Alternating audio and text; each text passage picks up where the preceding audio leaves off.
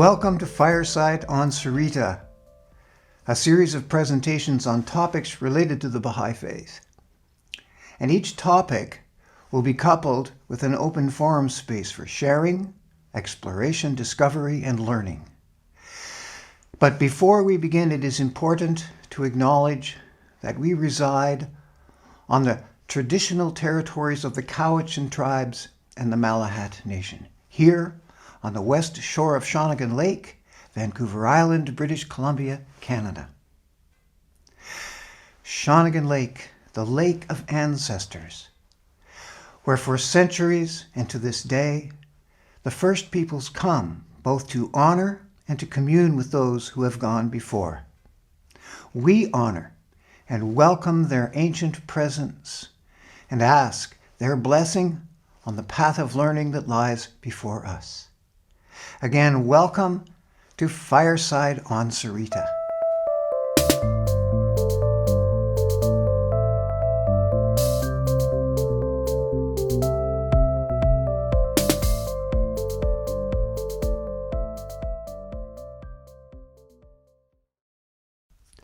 The first topic in this series of firesides is that of divine revelation, and we begin here because all of the subsequent topics extend from this pivotal theme.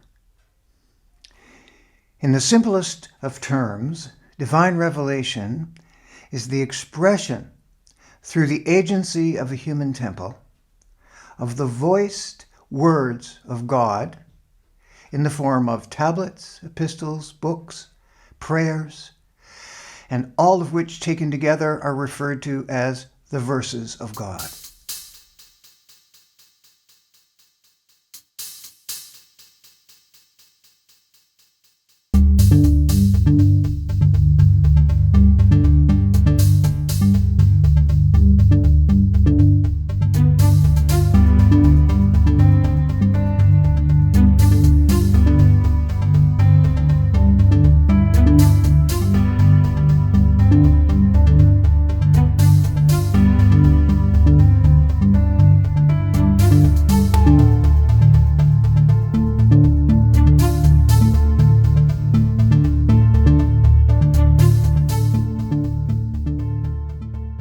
It is not possible to offer a comprehensive description of divine revelation in any sense, but hopefully we can provide an outline image of divine revelation. And to that end, we will invite you into an analogy. Understanding, of course, that no analogy is perfect, and no analogy can contain and express something that is absolute in its essence and infinite in the range and scope of its expression. So let's begin. Imagine that we are all on an island in the midst of a vast sea, and we are able to walk all of the way around our island, and at whatever point we stop and look out, our view is unobstructed to the far horizon. Only this ocean is not filled with salty brine, but rather it is filled with sparkling gems of every shape, size, tint, type, and hue. Each one crafted to perfection by the master craftsman, the Creator. Each gem is unique unto itself, yet related to all the other gems in this vast ocean. They are related one to another in that they are all perfectly crafted and beautiful gems. They are related to one another in that they are all able to channel, to tint, to bend, to refract, and to reflect light. They are related one to another in their crafting, and that they are all comprised of an array of reflective surfaces, perfect mirror-like surfaces called facets. And each facet is capable of perfectly reflecting any other gem in this ocean.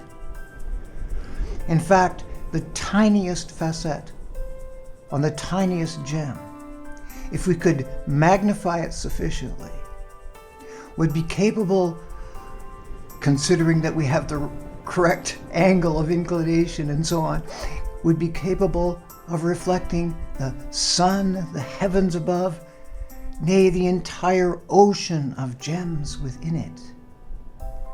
And this unique and perfect interconnectivity is what distinguishes the verses of God from all other forms of written expression.